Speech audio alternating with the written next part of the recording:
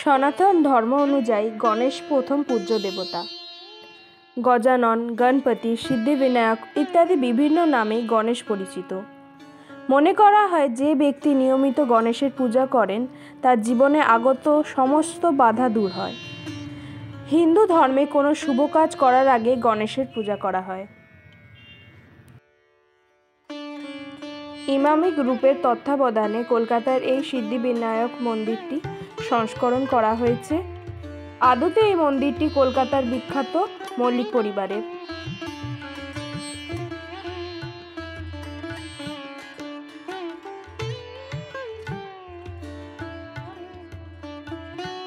আর.এস. গোয়েঙ্কা এবং আর.এস. আগরওয়াল এই মন্দির সংস্কার করেন।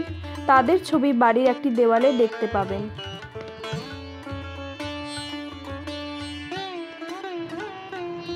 মন্দিরে ভোর 5:45 শুরু হয় মঙ্গলারতি। মহাআরতি হয় সকাল 7টা নাগাদ। খিচুড়ি ভোগ এবং মহাভোগ দেয়া হয় তারপর।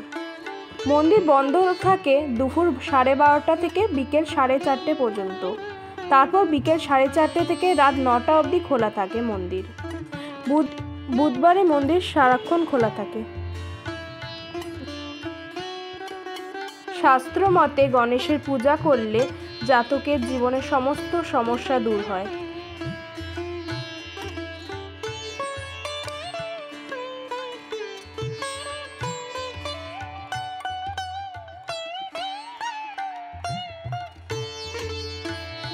Mahatma Gandhi road metro station থেকে 10 মিনিট হাঁটা পথে এই মন্দির।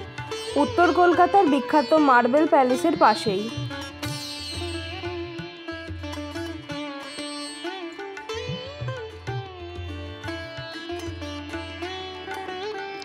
এই মন্দিরের পাশেই রয়েছে একটি সুসজ্জিত হনুমানজির মন্দির।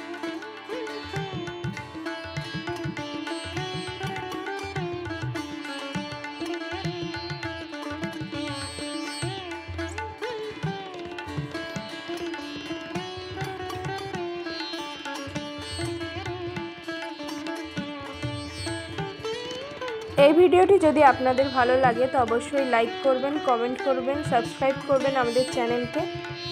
ধন্যবাদ।